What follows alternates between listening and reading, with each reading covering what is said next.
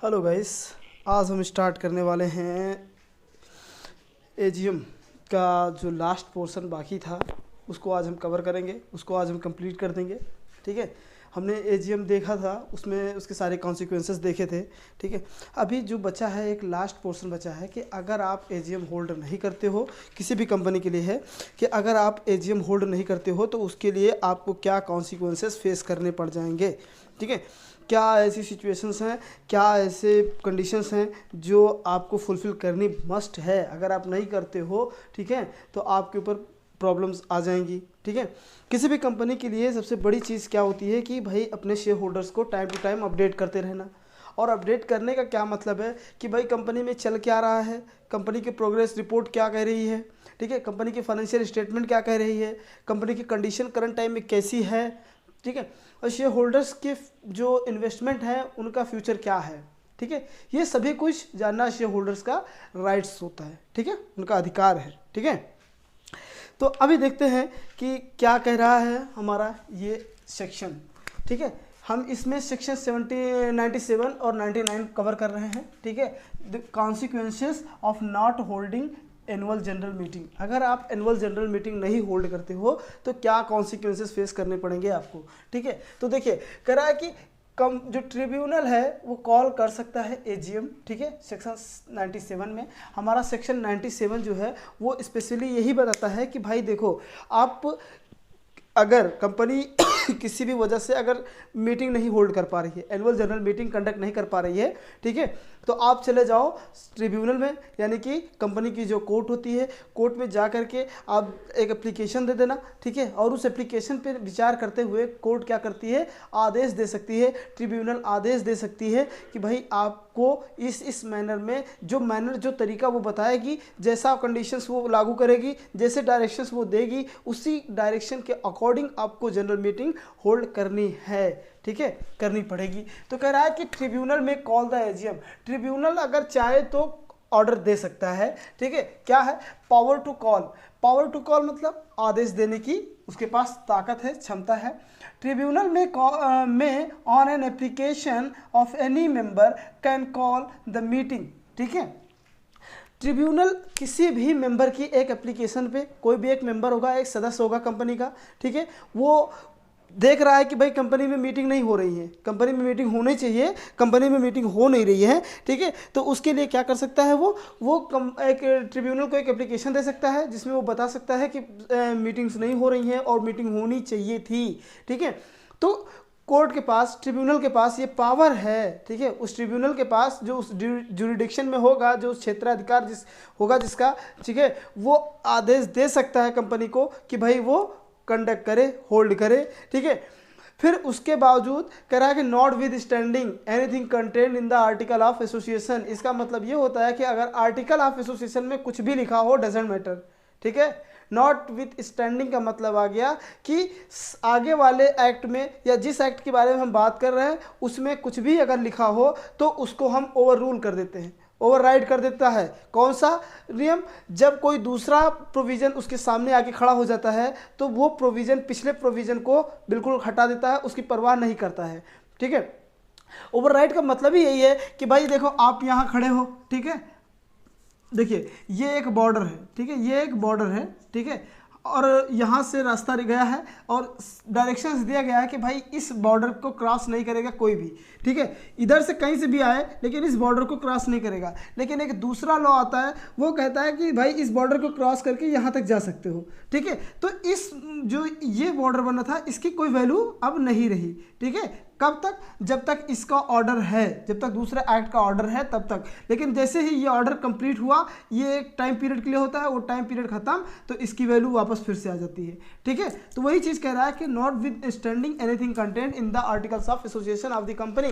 Company के articles of the association में अगर कुछ लिखा हुआ है, आर्टिकल्स ऑफ एसोसिएशन में अगर कुछ लिखा हुआ है कि भाई आपको मीटिंग कैसे कंडक्ट करनी है, कैसे नहीं करनी है, या फिर अगर कोई सिचुएशन नहीं बन पा रही तो आप मीटिंग नहीं होल्ड करोगे, मान लीजिए ऐसा लिख दिया आपने अपने आर्टिकल्स ऑफ एसोसिएशन में, तो मेंबर्स को लगा कि नहीं मीटिंग होनी चाहिए थी, सिचुएशन बने चाहे ना बने, यार ये गलत बात है, तो वो चला गया कोर्ट के पास और कोर्ट के पास दे दिया एक ठो एप्लीकेशन, बोला साहब हो नहीं रहा है मीटिंग, मीटिंग करवाओ आप। ठीक है, तो कोर्ट को लगा कि मुनासिब है कि हाँ भाई इसकी बात में दम है, मीटिंग तो होनी चाहिए, तो उसने ऑर्डर कर दिया कि भाई आपको मीटिंग करनी है, ठीक है, वो दे सकता है, ठीक है, मैं लिखा हुआ है, मैं मतलब चाहे तो दे सकता है, चाहे तो ना भी कर सकता है, ठीक है, शैल नहीं लिखा है कि ट्रिब्यूनल को मैंडेटरी है इंटरफेयर करना, मैंडेटरी नहीं है, वो चाहे तो एक एप्लीकेशन पे अगर चाहे तो गौर करके उसको लगता है मुनासिब तो वो ऑर्डर पास कर सकता है, ठीक है, कॉल कर सकता है।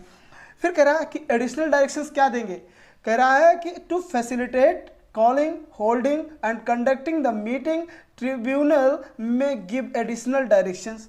कह रहा है कि भाई देखो, ये जो दूसरा पॉइंट कह रहा है हमारा, दूसरा पॉइंट ये कह रहा है कि भाई कोर्ट के पास अथॉरिटी है, उस ट्रिब्यूनल के पास अथॉरिटी है, पावर है कॉल करने की।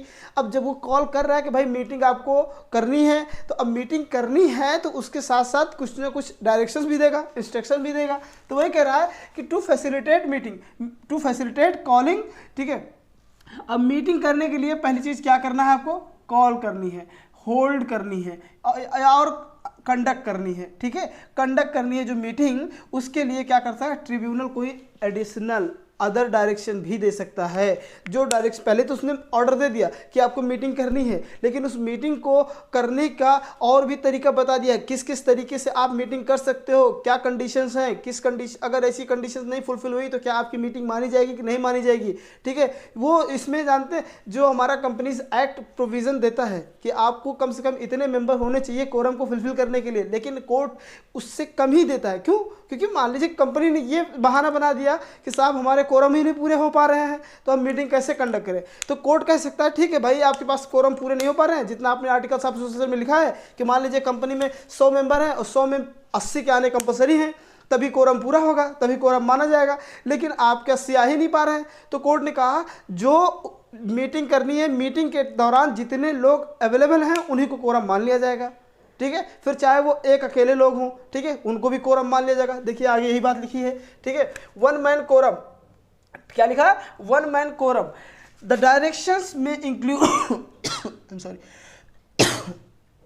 the directions may include that one member of the company present in person or by proxy shall be deemed to constitute a meeting। देखा, वही बात कह रहा है कि कंपनी में अगर आपके कोरम फुलफिल नहीं हो रहे हैं तो एक वन मैन कोरम भी हम अपने डायरेक्शंस में, अपने ऑर्डर में एक बात ये जोड़ देते हैं कि मान लीजिए आपका कोरम जो है, आपने जो प्रोविजंस आपने लिखे हुए हैं वो प्रोविज़न फुलफिल नहीं हो पा रहा है, तो एक काम कीजिए, आपके पास अगर एक पर्सन आ रहा है, ठीक है, वो चाहे खुद आ रहा है, एक मेंबर आ रहा है, चाहे इन पर्सन आ रहा है, या फिर उसके भी बिहाफ पे कोई दूसरा पर्सन आ रहा है, रिप्रेजेंट कर रहा है उसको, ठीक है। मान लीजिए ये मिस्टर अंबानी है, ठीक है,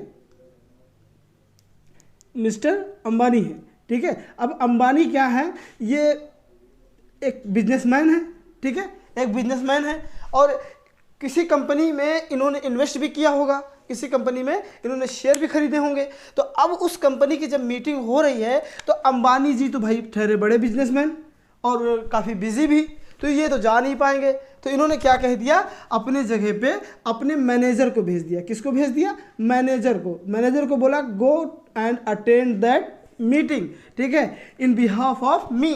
और इन्होंने एक एप्लीकेशंस भी लिख करके, एक एप्लीकेशन भी लिख करके, एक नोटिस में, एक एप्लीकेशन में ये बात मेंशन कर दी कि मैं आ नहीं पाऊंगा और मेरी जगह पे मेरा एक प्रॉक्सी आएगा। प्रॉक्सी मतलब होता है कि जो आपके बिहाफ पे आपको रिप्रेजेंट करे, ठीक है, किसी जगह पे, तो वो प्रॉक्सी कहलाता है, ठीक है।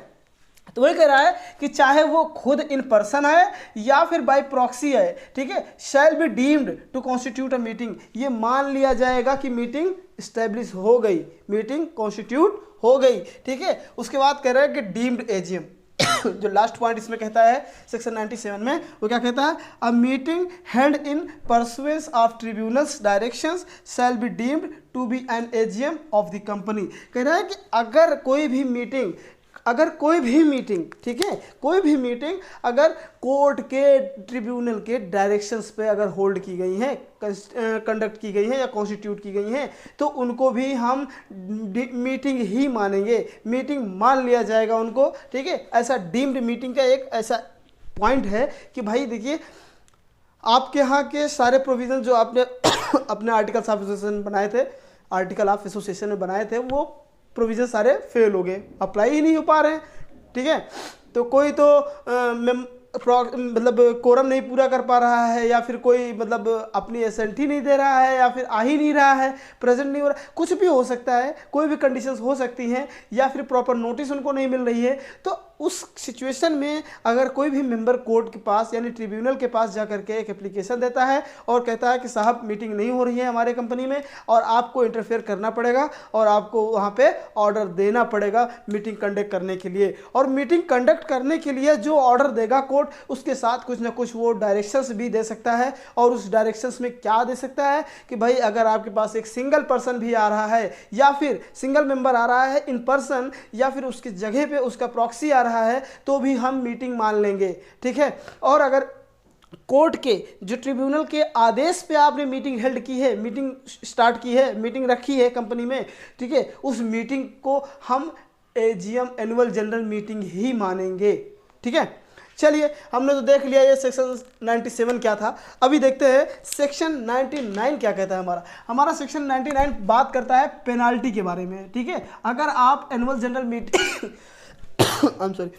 अगर आप एनुअल जनरल मीटिंग अटेंड नहीं रखते हैं कंपनी में, अगर आप एनुअल जनरल मीटिंग नहीं कंडक्ट करते हैं, नहीं हेल्ड करते हैं, तो क्या कॉन्सिक्वेंसेस होंगे, उसके लिए क्या पेनाल्टी दी जाएगी। तो उसके लिए पेनाल्टी हमारे section 99 of the Companies Act 2013 में बताया गया है। क्या बताया गया है? If the company fails to hold the annual general meeting either originally और when directed to do so by tribunal. पहली चीज ये कह रहा है कि अगर कंपनी है, कोई कंपनी है, ठीक है, अगर कोई कंपनी है और वो अपने कंपनी में जनरल मीटिंग नहीं रख रही है, जनरल मीटिंग हेल्ड ही नहीं कर रही है, वो अपने जो उसके आर्टिकल्स ऑफ एसोसिएशन में है उसकी वजह से नहीं रख पा रही है, या फिर खुद जानबूझकर नहीं रख रही है, या फिर दूसरा प्रोविजन कहता है अगर कोर्ट ने भी अगर ऐसा करने के लिए कहा है, मतलब मीटिंग रखने के लिए कहा है, उसके बावजूद भी आप नहीं रख पा रहे हो, फेल हो जा रहे हो, तो क्या कंडीशंस हैं। तो कह रहा है कि तब कंपनी और उसके सभी ऑफिसर्स जो भी डिफॉल्ट में मुलविस होंगे, जो भी डिफॉल्ट में शामिल होंगे, वो पनिशेबल होंगे किससे? फाइन से। कितना fine? Up to 1 lakh rupees. जो उस मीटिंग को नहीं रख रहे हैं उनमें, उन डिफॉल्ट में जो भी पाए जाएंगे, चाहे ऑफिसर हो या कंपनी हो, ठीक है, उन सभी को कम से कम उनको फाइन से, मतलब उनको उनके ऊपर फाइन लगाया जाएगा, पनिश किया जाएगा फाइन के साथ। कम से कम कितना? 1 लाख रुपए तक हो सकता है वो। और दूसरी बात कह रहा है कि अगर वही डिफॉल्ट कंटिन्यू है, कंटिन्यूइंग अगर नेचर में है, अगर आप लगातार किए जा रहे हो, ठीक है, उसके बाद क्या होगा? कह रहे हैं कि further a fine of ₹5,000 per day during which the default continues shall be levied. यही कह रहे हैं कि मान लीजिए अभी 10 तारीख तक का ऑर्डर दिया कोर्ट ने कि भाई 10 तक आपको हेल्ड कर लेनी है, अब आप उसके बावजूद भी नहीं किए जा रहे हो, तो हर उस दिन का 5,000 रुपये ऐड होता चला जाएगा जुर्माने में।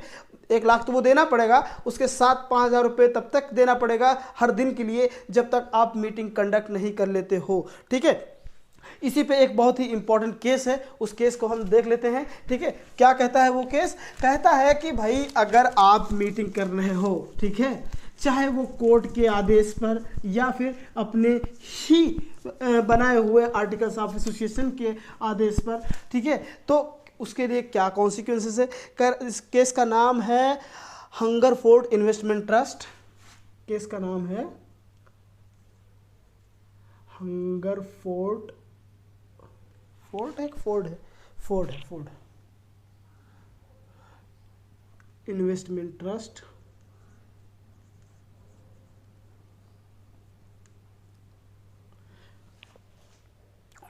लिमिटेड वर्सेस टर्नर मॉरिसन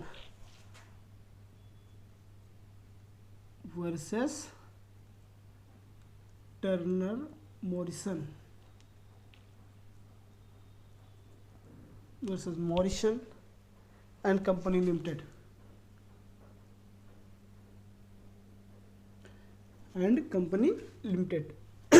इस केस में देखो कहा क्या गया है। इस केस में एक बात कही गई है कि अगर, ठीक है, कह रहा है कि a meeting beyond statutory time, ठीक है, जो कानून हमारा टाइम फिक्स करता है, ठीक है, जो कानून में हमारे टाइम फिक्स किया गया है, ठीक है, उसके बाहर जा करके आप कोई भी मीटिंग करते हो, ठीक है, जैसे मान लो इसका एग्जांपल देते हैं हम आपको।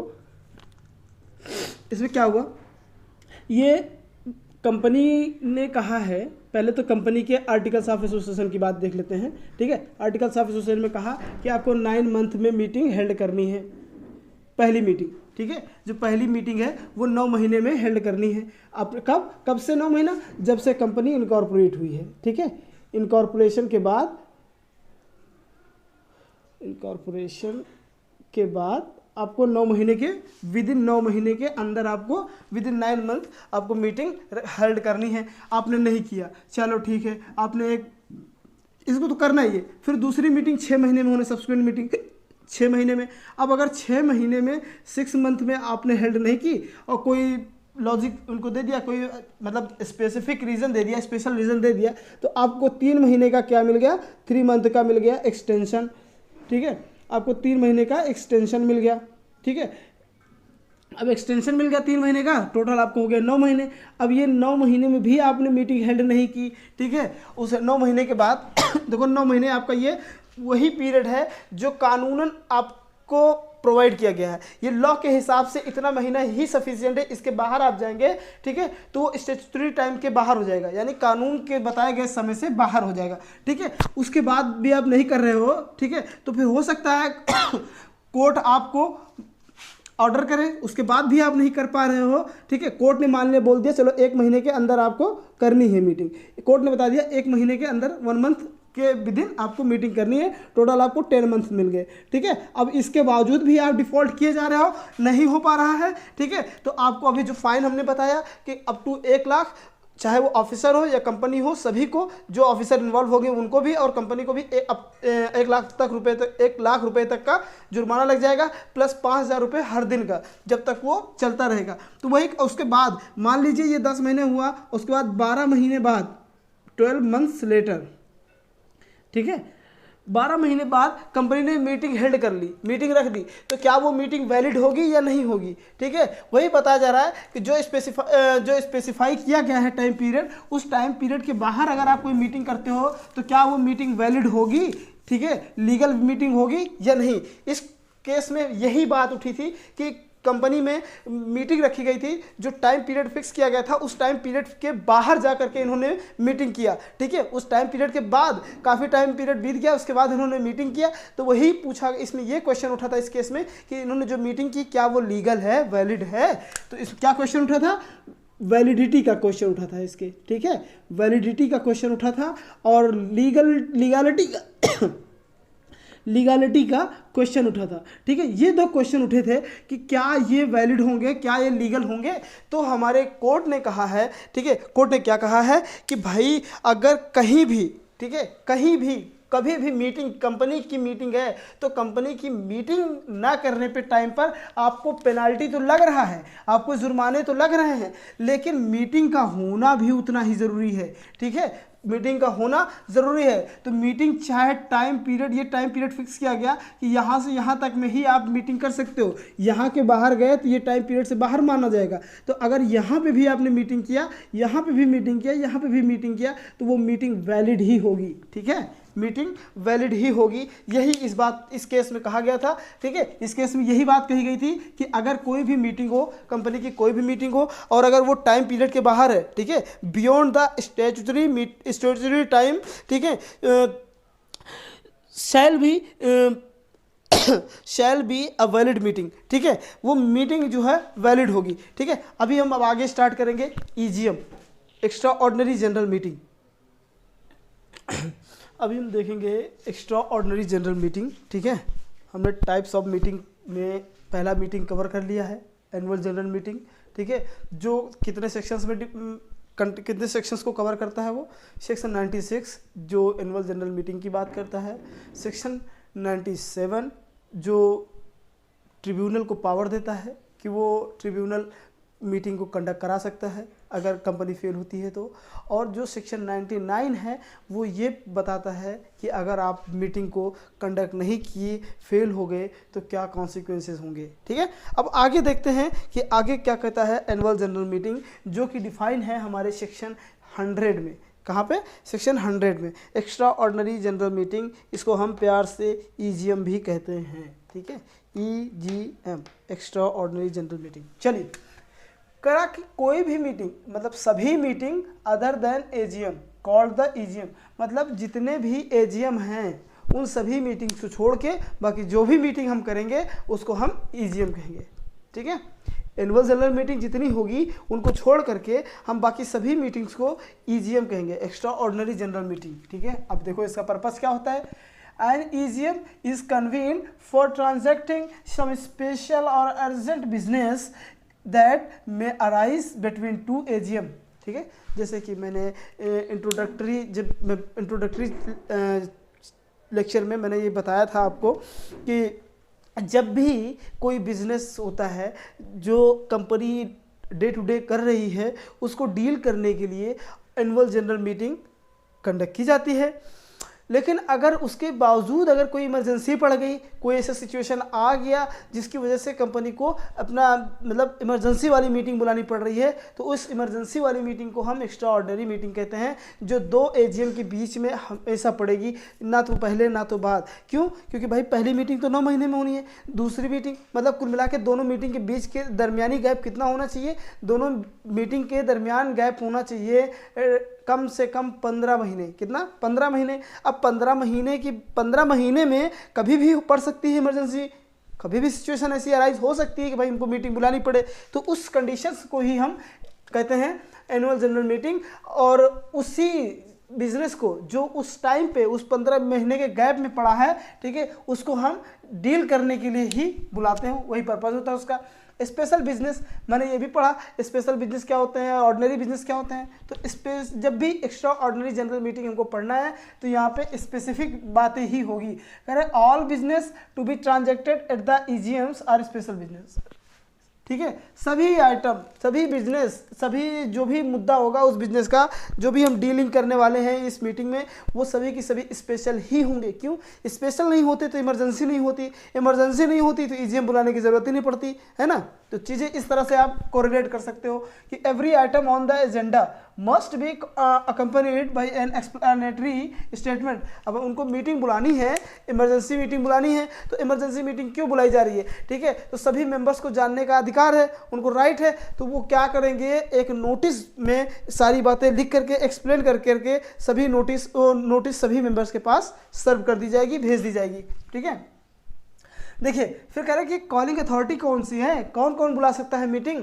तो इसमें 4 अथॉरिटी बताई गई हैं। जो पहले बोर्ड ऑफ डायरेक्टर खुद होते हैं, वो खुद बुला सकते हैं मीटिंग। दूसरा, directors on the resolution by prescribe number of members.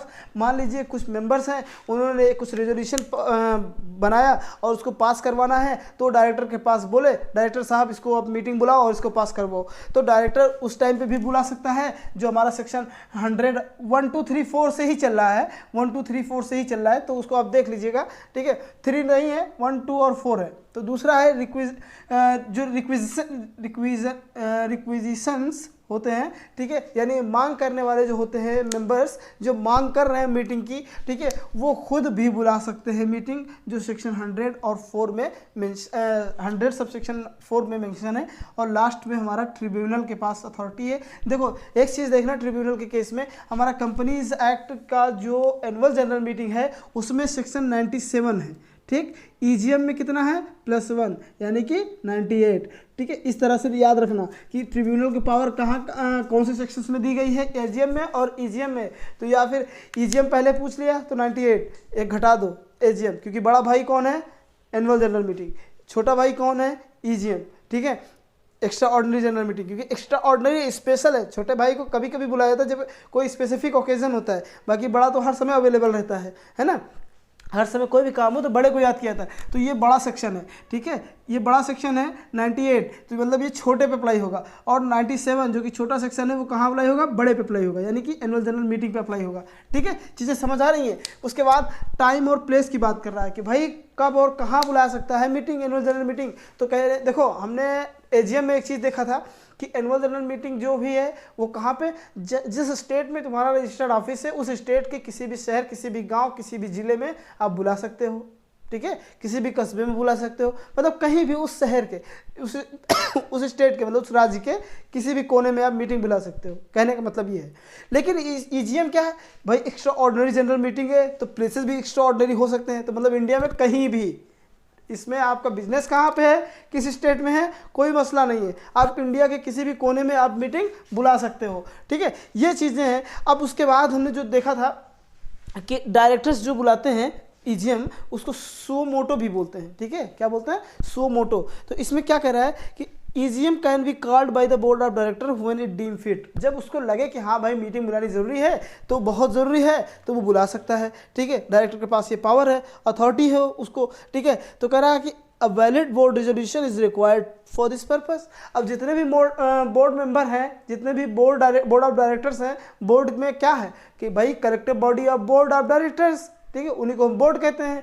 तो board of director, collective body of directors, ठीक है, डायरेक्टरों के एक समूह को हम बोर्ड कहते हैं। तो अब उस समूह में जितने लोग, जितने भी डायरेक्टर हैं कंपनी के अंदर, 10 है, 15 है, 20 है, 25 है, जितने भी डायरेक्टर हैं, ठीक है, वो क्या कर सकते हैं, उन सभी को एक रिजोल्यूशन पास करना होगा, इस एक मत होना पड़ेगा, सबको मतलब अपनी सहमति देनी होगी कि भाई हाँ देखो एक रिजोल्यूशन पास कर लेते हैं और ये मीटिंग बुलानी है, एक्स्ट्राऑर्डिनरी जनरल मीटिंग है, इसमें बुलानी है। इसमें 95% लोगों की सहमति आवश्यक है। ठीक है, तो कह रहे हैं कि an exceptional case where quorum is not available because of other directors absence from India, ठीक है, एनी डायरेक्टर और एनी 2 मेंबर, ठीक है, ऑफ द कंपनी में कन्वीन एन एजीएम। कह रहे हैं कि मान लीजिए कोई भी डायरेक्टर है जो आउट ऑफ इंडिया है, इंडिया से बाहर है, ठीक है, वो अवेलेबल नहीं है, तो उसके जगह पे कोई भी एक डायरेक्टर और 2 मेंबर मिलकर के क्या कर सकते हैं, 2 मेंबर या फिर एक डायरेक्टर, 2 में से कोई एक, ठीक है, उन दोनों में से कोई भी एक मिल करके उस मीटिंग को कन्वीन कर सकते हैं। ठीक है, कंडक्ट कर सकते हैं।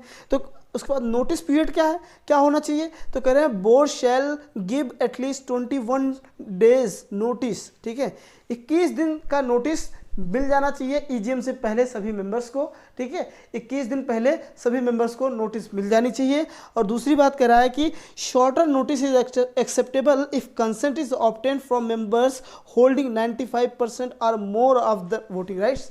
मतलब ये है कि टोटल अगर 100 लोग हैं, 100 मेंबर हैं कंपनी में, कितने 100 मेंबर्स हैं, तो उनमें से कम 95 लोग अपनी कंसेंट देंगे, तब शॉर्टर नोटिस मान ली जाएगी। शॉर्टर मतलब जो हमने लिमिट बता रखी है, 21 दिन पहले आपको नोटिस दे देनी है। ठीक है, 21 दिन के अंदर नोटिस, मतलब 21 दिन पहले सबको ईजीएम की नोटिस मिल जानी चाहिए, ईजीएम की। ठीक है, ईजीएम की 21 दिन पहले नोटिस सबको मिल जानी चाहिए। लेकिन अगर आपके पास टाइम कम है, आपको 10 दिन पहले बुलाना है मीटिंग, तो आप 10 दिन पहले नोटिस अगर सर्व करना चाहते हैं, तो भाई 100 मेंबर्स हैं, 100 में से सभी की कंसेंट, यानी कि लगभग 95% लोगों की कंसेंट रिक्वायर्ड होगी। वो सभी अगर अपनी सहमति दे देते हैं, तो आप 21 दिन से कम टाइम में भी, यानी कि शॉर्टर टाइम पीरियड जो तय किया गया है, वो 5 दिन पहले, 10 दिन पहले, उस टाइम में भी आप दे सकते हो नोटिस, और नोटिस एक्सेप्ट हो जाएगी। ठीक है, कह रहे हैं दूसरी बात कर रहे हैं कि अगर ईजीएम है, ठीक है, annual extra ordinary general meeting जो है वो बोर्ड तो तय कर रही है, लेकिन कब, जब मेंबर्स मांग कर रहे हैं, जब कंपनी के मेंबर्स जो हैं वो मांग रहे हैं कि भाई मीटिंग होनी चाहिए, इस ये मेंबर्स के कहने पर बोर्ड कंडक्ट कर रही है कोई मीटिंग। ठीक है, बोर्ड कोई ईजीएम कंडक्ट कर रही है, ठीक है, ईजीएम कंडक्ट कर रही है, तो उसके लिए क्या होना चाहिए, कह रहे हैं कि अगर बोर्ड ने मेंबर्स के मांग पर मेंबर्स के कहने पर कोई एक्स्ट्रा ऑर्डिनरी जनरल मीटिंग बुलाई है, तो उसके लिए क्या कॉन्सिक्वेंसेस होंगे। ठीक है, क्या कॉन्सिक्वेंसेस होंगे, उसके लिए हम आपको इसका बढ़िया सा एक लिखित में बताते हैं, क्योंकि ये थोड़ा सा बड़ा भी है। ठीक है, अभी देखते हैं कि ईजीएम, अगर पहला तो मैंने बताया था आपको कि 4 तरीके के होते हैं। पहला होता है बोर्ड अपने खुद की मर्जी से, सो मोटो से, जब चाहे, जब उसको सही लगे तब बुला सकता है मीटिंग।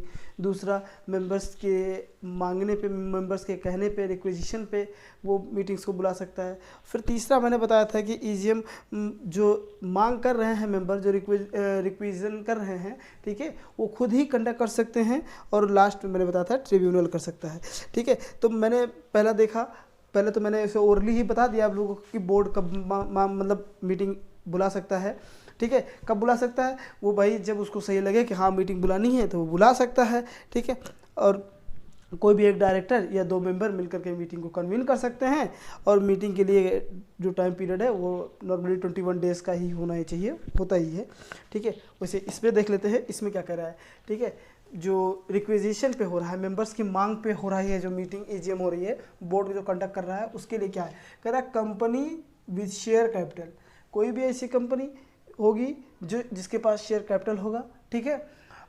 और दूसरी चीज़ 1/10 of the paid up share capital जिसका होगा, देखो कंपनी है, ये कंपनी है, ठीक है, ये कंपनी है। अब इस कंपनी को हम मान लेते हैं XYZ private, XYZ limited, public company के लिए ज़्यादा सही रहेगा, XYZ लिमिटेड, ठीक है। अब ये XYZ लिमिटेड है, इसको भाई इसके पास शेयर कैपिटल, ये कंपनी है having share capital limited, having share capital है इसके पास, ठीक है, हैविंग शेयर कैपिटल तो है इसके पास।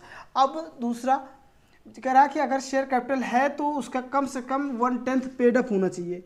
मान लो 1 लाख रुपए, 1 लाख शेयर है, ठीक है, 1 लाख शेयर का 1/10 कितना होगा, 1/10, ठीक है, 10,000, ठीक है, 10,000 शेयर्स पेड अप होने चाहिए, मतलब इसके पैसे आ गए होंगे शेयर होल्डर से, ठीक है, तभी वो ईजीएम वहाँ पे बुलाई, उसमें वो ईजीएम के लिए मांग कर सकते हैं, ठीक है, वो कंपनी ईजीएम के लिए मांग कर सकती है। दूसरा, company without share capital 1/10 of voting power. अब यही कंपनी है नॉट हैविंग शेयर कैपिटल, इसके पास शेयर कैपिटल नहीं है, तो इसके पास जो वोटिंग पावर है, जो शेयर होल्डर्स के पास वोटिंग पावर आपने बांट रखी है, ठीक है, उसका कम से कम 1/10 तो होना ही चाहिए आपके पास, ठीक है, 1/10 होना चाहिए अवेलेबल, तो वहाँ मांग की जा सकती है। कह रहा as on date of requisition, जिस डेट पे मांग की गई है उस डेट में क्या होना चाहिए, मेंबर्स के पास वोट करने का अधिकार होना चाहिए, तभी वो मांग की जा सकती है। मोर देन 1 मैटर, कह रहा कि अगर एक से ज़्यादा मैटर डिस्कस करने हो उस मीटिंग में तो क्या है, eligibility to be met independently, मतलब जो सारे मेंबर्स होंगे, ठीक है, उस कंपनी के, उन सभी की एलिजिबिलिटी जो उनकी योग्यताएं हैं वो अलग अलग सिंगल देखा जाएगा, ना कि सबकी मिला करके एक देखी जाएगी, वो पर्सनली देखी जाएगी, इंडिपेंडेंटली देखी जाएगी, ठीक है। फिर रिक्वेजिशन में मांग क्या कर सकते हैं, क्या मांग हो सकती है, मतलब क्या रिक्वेजिशन करने के लिए क्या रिक्वायरमेंट्स हैं, रिक्वायरमेंट्स ये हैं, कंटेंट होना चाहिए कोई, ठीक है, मैटर फॉर कंसिडरेशन, जो उस मीटिंग में बात करने लायक हो, जिस पे उस मीटिंग में बात की जाएगी, चर्चाएं होंगी, ठीक है, कुछ ऐसा मैटर होना चाहिए। और सिग्नेचर बाय रिक्वेजलिस्ट होनी चाहिए, मतलब जो मांग करने वाले शेयर होल्डर्स हैं, जो मेंबर्स हैं, जो मांग कर रहे हैं ऐसी मीटिंग के लिए, उनके सिग्नेचर्स चाहिए और कंपनी को भेज देंगे, ठीक है, कंपनी को भेजना होगा। फिर उसके बाद प्रोसीजर क्या कह रहे हैं कि विद इन 21 डेज, ठीक है, 21 दिन के अंदर receipt of requisition board to call for a meeting, ठीक है, जो बोर्ड मीटिंग को बुलाएगा, ठीक है, जो बोर्ड मीटिंग को बुलाना है उसको 21 दिन के भीतर वो जो रिक्विजिशन है, ठीक है, जो रिक्विजिशन है, जो मांग की एक प्रति है, एक नोटिस है, उस नोटिस के साथ सभी शेयर होल्डर्स को भेजना है। और notice for meeting at least 21 days, जो नोटिस है कम से कम 21 दिन पहले ही भेजनी है, ठीक है। उसके बाद कह रहे हैं meeting shall be held within 45 days from the date of requisition. अब मैं इसको समराइज करके अपने हिसाब से बता रहा हूँ, उसको ज़रा से एक बार आप ध्यान से सुन लें। देखिए, ईजीएम बुलाने के लिए पहली चीज़ क्या है कि कोई भी कंपनी होगी, चाहे वो उसके पास शेयर कैपिटल हो या ना हो, ठीक है, अगर शेयर कैपिटल है तो उसका 1/10 पेड अप होना चाहिए, और अगर शेयर कैपिटल नहीं है तो उसका 1/10 वोटिंग पावर होनी चाहिए। दूसरी चीज़ कि कोई भी मैटर अगर डिस्कस करना है तो वहाँ पे जितने भी मेंबर्स होंगे उनके पास उस टाइम पे वोटिंग पावर होनी चाहिए, उनके पास वोटिंग का अधिकार होना चाहिए। वोट का अधिकार अगर नहीं है तो वो मांग नहीं कर सकते हैं। और अगर कोई भी मैटर वहाँ डिस्कस करना है तो उसके लिए क्या करना है, सभी की योग्यताएँ अलग अलग चेक की जाएगी, देखी जाएंगी, किसी मतलब कलेक्टिवली नहीं देखी जाएगी, इंडिपेंडेंटली देखी जाएगी, एक एक की अलग अलग देखी जाएगी। फिर उसके बाद जो रिक्विजिशन की बात कर रहा है, रिक्विजिशन में कह रहा है कि भाई कोई भी कंटेंट होगा, कोई भी मैटर होगा जो कंसीडर किया जाएगा उस मीटिंग में, जिस पे वो चर्चाएं होंगी, जिस पे बात की जाएंगी, तो इन सभी चीज़ों को ध्यान में रखते हुए सभी लोग, सभी मांग करने वाले मेंबर्स उस पर साइन करेंगे और कंपनी को भेज देंगे। जब कंपनी को भेज देंगे तो कंपनी क्या करेगी, उसको बोर्ड ऑफ डायरेक्टर तक भेजेगी। जैसे कि देखो ये मेंबर्स हैं, ठीक है, इनको कुछ आइडिया आया या फिर कुछ इनको मीटिंग करनी है, इन्होंने क्या किया, कंपनी के दरवाजे पे गए और कंपनी से बोला साहब हमको मीटिंग करनी है और आप हमको बताओ। ये कंपनी है, ठीक है, इनके पास इन्होंने भेज दिया रिक्विजिशन। क्या भेज दिया, रिक्विजिशन भेज दिया, ठीक है। अब इनके पास रिक्विजिशन भेज दिया, कंपनी को भी कब भेज दिया, ठीक है, सबको, सबने साइन करके, रिक्विजिशन विद साइंड, ठीक है, विथ साइन, उस साइन करके कंपनी को भेज दिया। कंपनी ने किसको भेज दिया, बोर्ड को, बोर्ड मतलब collective body of board of director, ठीक है। अब बोर्ड को भेज दिया तो अब बोर्ड की ड्यूटी क्या है, बोर्ड उसको कंसीडर करेगा, ठीक है, और उसको देखेगा और सभी को यही रिक्विजिशन क्या करेगा, सभी मेंबर्स को, ठीक है, सभी मेंबर्स को, ऑल मेंबर्स, सभी मेंबर्स को क्या करेगा, ये रिक्विजिशन क्या करेगा, सेंड करेगा, सेंड टू ऑल मेंबर्स, ठीक है। और कितने दिन में, विद इन 21 डेज, 21 दिनों में वो उसको भेज देगा, विद इन 21 डेज, 21 दिनों में भेज देगा। और जब सबको भेज देगा उसके साथ ये सारी जानकारी भी बताएगा किस बारे में है, वो एक्सप्लेनेटरी नोट भी लगाएगा इसी के साथ, ठीक है। Send to all members along with explanatory statement, ठीक है। उसके बाद ये 21 दिन के अंदर भेजेगा, उसके बाद सभी को जानकारी हो जाएगी और मीटिंग कंडक्ट हो जाएगी। मीटिंग कंडक्ट करनी है, मीटिंग करना है कितने दिनों के अंदर, 45 डेज के अंदर, ठीक है, 45 दिनों के अंदर मीटिंग भी कर लेनी है, ठीक है। चीज़ें समझ में आ रही हैं आपको, ठीक है। तो इतना है, इससे ज़्यादा कुछ नहीं है, ठीक है। और इसके बाद हम जब आगे और बढ़ेंगे, ठीक है, तो रिक्वायरमेंट्स भी देख लेंगे क्या है उनकी, ठीक है। रिक्वायरमेंट्स तो भाई सीधी सी बात है कि वो राइटिंग में होनी चाहिए। कोई भी अगर आप रिक्विजिशन दे रहे हो, कोई मांग कर रहे हो, तो ऐसे सारे मेंबर्स एक साथ झुंड में आ करके, ठीक है, आप कोई भी डिमांड नहीं कर सकते हो। जैसे कि मान लो कि एक कोई कॉलेज है, ठीक है, कॉलेज है, कॉलेज में होना है फंक्शन, क्या होना है, फंक्शन। अब फंक्शन होना है, फंक्शन के लिए परमिशन लेना है। पर जो कॉलेज के कुछ मेधावी छात्र हैं, बड़े बुजुर्ग छात्र हैं, वो गए किसके पास, वो चले गए प्रिंसिपल के पास, ठीक है। ये हेड ऑफ कॉलेज हैं, प्रिंसिपल हैं, डीन कह लो, ठीक है, या कुछ भी कह लो, इनके पास गए, ठीक है। तो अब इनके पास ऐसे ओरली खड़े होकर ऐसे बात थोड़ी ना करेंगे, साहब हमको फंक्शन ऑर्गेनाइज करना है, उसके लिए आपकी परमिशन चाहिए। परमिशन क्या वो उनके मुंह पे लिख के थोड़ी ना देगा, स्टाम्प लगा देगा हर एक के कि गो गो गो आई परमिट, ठीक है। नहीं कर सकता ना, अप्रूव नहीं कर सकता ऐसे ना। उसके लिए क्या होगा, उसके लिए आपको रिटर्न में एक एप्लीकेशन लिखना होगा। और रिटर्न में होगा कहाँ पे, देखो रिटर्न में होगा, या फिर रिटर्न तो वो तो या तो पेपर साथ लेके जा सकता है, या फिर वो इलेक्ट्रॉनिकली, ठीक है, क्या कर सकते हैं, इलेक्ट्रॉनिकली मेल कर सकते हैं, ठीक है, मेल कर सकते हैं या कुछ भी कर सकते हैं, जैसा भी मुनासिब लगे। लेकिन वो किसी जगह पे प्रेस्क्राइब्ड होना चाहिए, लिखा होना चाहिए, ठीक है, ऐसे ओरली नहीं, ठीक है। तो किसी सरफेस पे होना चाहिए, वो सरफेस कुछ भी हो सकता है, ठीक है, कुछ कंटेंट होना चाहिए, कुछ मैटर होना चाहिए। तो वो जो और उसको भेजना, जैसे कंपनी के केस में है तो उसको रजिस्टर ऑफिस भेजना है। अब बाकी मान लीजिए सभी लड़कों ने कॉलेज में एक प्लान किया कि भाई हमको टूर पे जाना है या कोई फंक्शन ऑर्गेनाइज करना है, तो उसके लिए हम उनको कहाँ तक जाना होगा, डीन के ऑफिस तक, एचओडी के ऑफिस तक, प्रिंसिपल के ऑफिस तक, जो भी है उन सभी के उनके ऑफिस तक जाना होगा और वहाँ तक जा करके उसको दे देना होगा। फिर वो उस at the time of giving the application, वो चाहे तो उसी टाइम उसको साइन कर दें, चाहे तो वो थोड़ा सा टाइम लेकर के बाद में आपको नोटिफाई करें कि हाँ हमने साइन कर दिया, अब आप लोग कर सकते हो, I approve that your application, तो अब आप लोग कंडक्ट कर सकते हो। तो वो चॉइस उनकी होगी, ठीक है। अब उसके बाद आगे जब हम पढ़ेंगे तो वो पढ़ेंगे कि जो मांग करने वाले मेंबर्स हैं, ठीक है, वो खुद अगर मीटिंग को बुला रहे हैं तो उसके लिए क्या कॉन्सिक्वेंसेस होंगे, ठीक है, वो क्या करना है क्या नहीं करना है वो हम बताएंगे। और कल की क्लास में हम दो चीज़ कवर करेंगे, एक तो जो मेंबर्स हैं जो मांग कर रहे हैं ईजीएम की, उनके द्वारा अगर मीटिंग कोई बुलाई जा रही है, ठीक है, तो वो, और दूसरा ट्रिब्यूनल के द्वारा, ठीक है। उसके बाद साथ ही साथ हम क्लास मीटिंग भी कवर करेंगे। ठीक है। चलिए आज के लिए थैंक यू, इतना ही, धन्यवाद।